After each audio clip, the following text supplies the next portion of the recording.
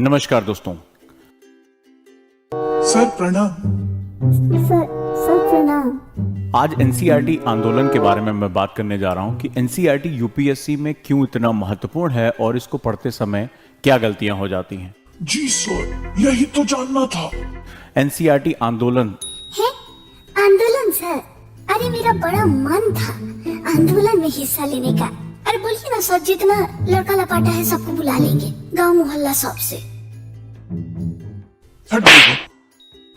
Sir आंदोलन की बात कर रहे हैं, एनसीईआरटी आंदोलन की। बुर्बक कहीं की। अरे बुर्बक, ये वो आंदोलन नहीं है।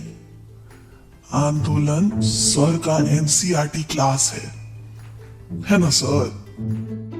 और ये एनसीईआरटी आंदोलन आपकी एनसीईआरटी की जो मेजर प्रॉब्लम्स है उसको शॉर्ट आउट करने के लिए बनाया गया है, ताकि आप कम से कम समय में एनसीईआरटी जैसी महत्वपूर्ण किताब, एक बहुत ही महत्वपूर्ण डॉक्यूमेंट को आप आसानी से पूरा कर सकें। ये बात अब समझ में आई ना। एनसीईआरटी आंदोलन क्या है?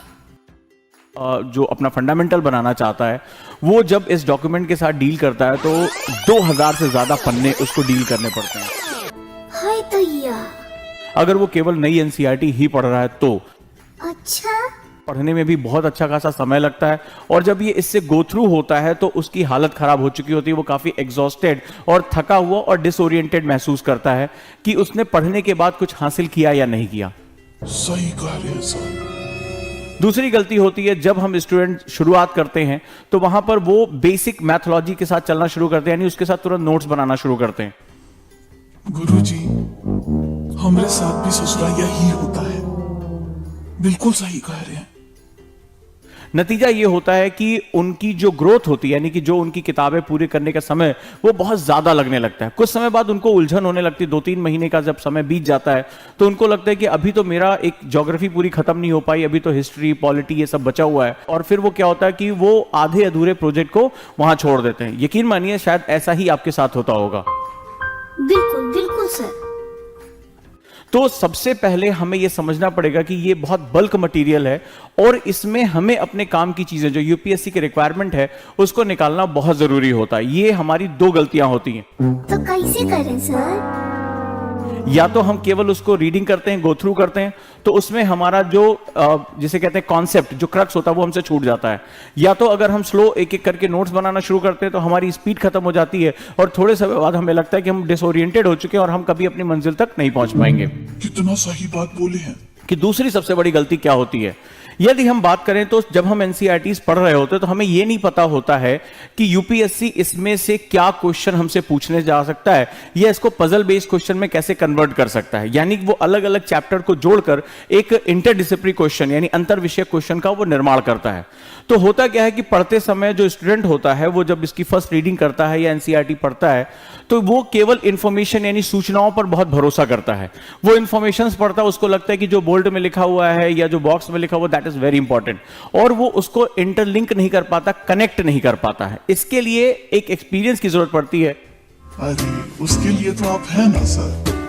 आपको बीटीएल आना चाहिए, यानी बिटवीन द लाइन, यानी कि जो वो कह रहा है उसका भावार्थ क्या होगा, उसको अप्लाई कैसे करेंगे, उसको क्वेश्चन के साथ जोड़ेंगे कैसे, 6ठी क्लास की एनसीईआरटी और 9वीं क्लास की एनसीईआरटी के कॉन्सेप्ट को आपस में कैसे इंटरलिंक करके उसके ऑप्शंस का निर्माण किया जा सकता है, और इस पूरी अधूरी और बिखरी हुई जानकारी को एक जगह लाकर कंसोलिडेट कैसे किया जाता है, यह सबसे इंपॉर्टेंट होता है।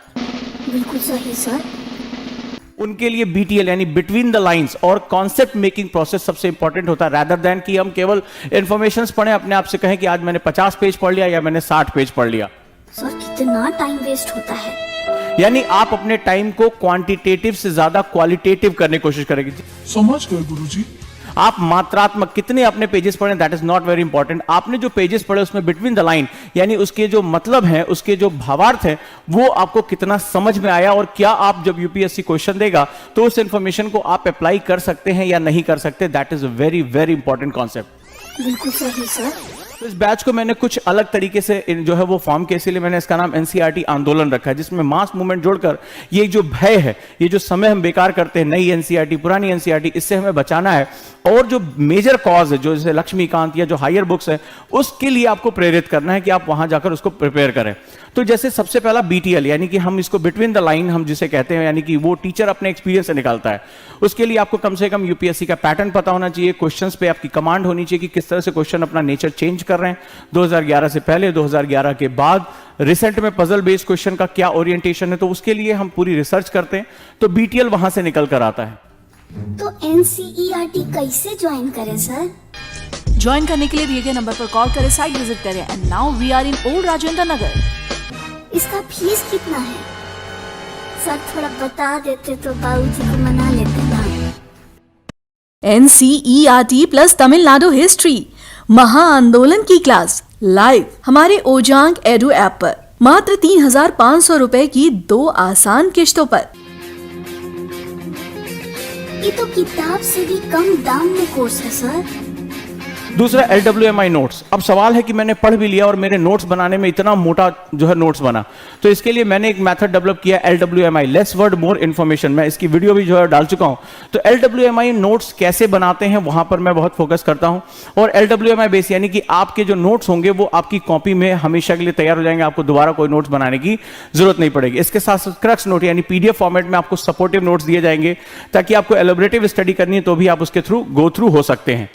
आपके फीस में ही ये सारी सुविधा आपको मिलेगी स्टेप बाय स्टेप। अगला जो सबसे महत्वपूर्ण, चूंकि मुझे जाना जाता है करंट अफेयर्स ओरिएंटेड के लिए, और करंट अफेयर्स में जो मेरी कमांड है वो उसके साथ मैं आपको एनसीईआरटी के साथ जोड़ूंगा। एनसीईआरटी चूंकि 2005 के फ्रेमवर्क पर बनाई गई है, तो उसमें बहुत सा अपडेटेड मटेरियल मिसिंग है। जी सही कह रहे हैं सर। शुरू किया मैंने आंसर राइटिंग, यानी आप एनसीईआरटी को बेस बनाकर अपनी जो मेंस की आंसर राइटिंग है उसको भी कर सकते हैं। तो ये पूरा एक बोनेंजा है, पूरा एक आंदोलन है। आंदोलन में जिन्होंने अभी तक मूड नहीं बनाया वो जरूर इसके साथ जुड़े। बैच बाइलिंगुअल है, हिंदी और इंग्लिश दोनों में। कंटेंट हिंदी इंग्लिश में अलग अलग है, टेस्ट हिंदी इंग्लिश के अलग अलग हैं। सबसे बड़ी बात ये ऑनलाइन क्लास है, लाइव क्लास है, VOD भी। अगर आप लाइव नहीं देख पाते हैं तो वीडियो ऑन डिमांड पे भी आप इसको देख सकते हैं। 28 अगस्त से शुरू हो रहा है हमारा एनसीईआरटी महा आंदोलन बैच। सर वो टेलीग्राम ग्रुप के बारे में थोड़ा बताइए ना।